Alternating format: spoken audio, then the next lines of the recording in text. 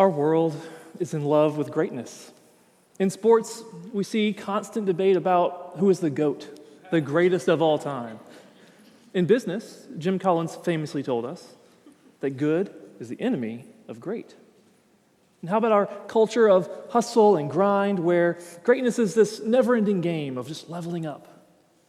But what if good is not the enemy of great? What if it's the foundation? What if our greatness only lasts when it's built on what's good in us and what's good for us? I've come to believe that our pursuit of greatness should never come at the expense of our goodness. So when I say greatness here, I'm talking about things like results, recognition, prestige, even legacy. And goodness, well, I see that as kind of the overlap of our character, who we are, and our well-being, what sustains us. And it's our love of greatness, our tendency to put it up on a pedestal that makes it so easy to lose sight of that goodness. And I've seen what can happen when someone climbs the ladder of success and greatness, only to realize that it's leaning against the wrong wall. A few years ago, there was this CEO who was at a crossroads. Now, everything on paper looked great. The numbers were strong, the business was growing, the culture was thriving. By all accounts, he was doing everything that he set out to do. But something was off. Sunday nights used to bring energy and ideas. Then they started to bring this weight that he couldn't shake. His well-being was taking hit after hit, and the drive that once fueled him seemed gone. So he found himself asking, is this just a phase? Or is this not the calling I thought it was? Meanwhile, the owner of the business had been watching this CEO closely and walking through this with him, trying to be helpful. And over time, the owner came to a tough conclusion. He's just not the right person for the job anymore. And that was a tough place to land because he hadn't done anything wrong per se, but it was clear that the work, the business, they just didn't excite him like they once did. And he knew that the customers and the team deserved a leader at the helm who was excited about the work. So, one day, the owner pulled the CEO aside, and he said, "Hey, I think it's time for you to step down." Well, that business owner, that was me. And that CEO, that was also me. I was the problem. It's a weird thing to realize that, hi, it's me. I'm the problem. It's me. But I just wasn't in the right job anymore. But as I pulled on that thread slowly over time, I started to realize what had changed in me, what had changed about the business, what type of work actually makes me come alive now. I also learned something that I hadn't encountered in all of the business and leadership books that I had devoured through the years, that greatness without goodness doesn't hold. It cracks. It crumbles. And sometimes it crushes the person chasing it. That's why I think one of the most powerful shifts we can make is to focus on goodness over greatness. And one way we can do that is to pay attention to our battery. If you're like most people, your phone is probably within reach right now. You may have noticed that there are two types of people in the world. I'm not talking Apple and Android. I'm not even talking about texters and callers. No, in this case, I mean the people who always seem to know how charged their battery is,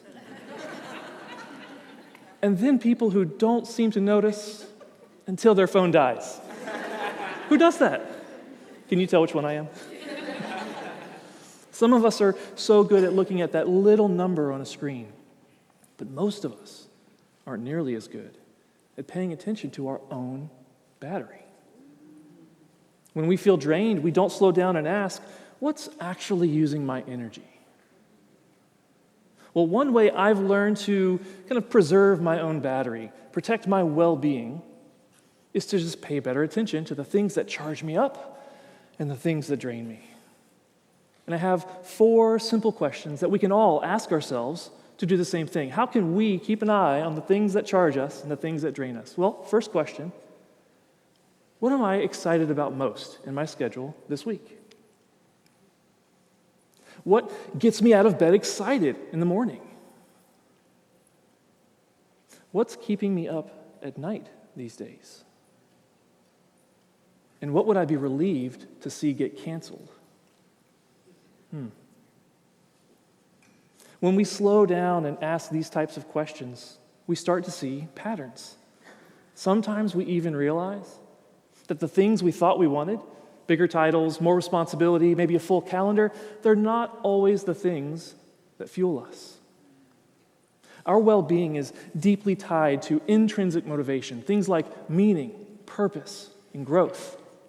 We also know through studies in positive psychology that when we work from our strengths, we tend to be happier people, more effective, more resilient. These things are not just about what we do, but they're also about who we are. You know, that distinction between what we do and who we are starts pretty early. Think about a question that we often ask kids. What do you want to be when you grow up? It's a simple question, but it gently nudges us in a direction of seeing our place in the world through the lens of a career path or a job. But what if we ask a second question and add just one word? What do you want to be like when you grow up? That one shift, it changes everything. It moves us from what we do into who we are, from external achievement to internal character. So what can that look like in practice? I'm glad you asked. I think we can find a wonderful example in the life of Fred Rogers. Mr. Rogers was not flashy. He wasn't out there trying to build some big empire. In fact, if personal greatness was his focus, he probably would not have spent decades putting on the same sweaters and talking slowly into a camera. And yet, his impact was profound. His quiet commitment to goodness shaped generations of children. But what made him so effective was that he knew himself. He fully leaned into his character strengths, his patience, his deep sense of compassion, his ability to communicate with warmth and sincerity. You know, late in his career, Mr. Rogers received a Lifetime Achievement Award. And what does he do in his speech but to turn it into an opportunity to develop the people around him? He said that all of us have special ones who have loved us into being. And then he invites the audience to consider a question. He said, would you take, along with me, just 10 seconds and think about the people in your life who have helped you become who you are? This room full of celebrities, many tearing up thinking about his question, it falls completely silent. Mr. Rogers didn't build a legacy of greatness at all costs. No, his legacy, his greatness, was built on his goodness. As a man who simply cared about and wanted the best for his neighbor. Stepping out of leadership of my company was not an easy decision for me, but it was necessary. I needed to wrestle with hard questions about what I truly wanted, about where I could be most effective and make the biggest impact. And I needed to ask, does this CEO role still fit me?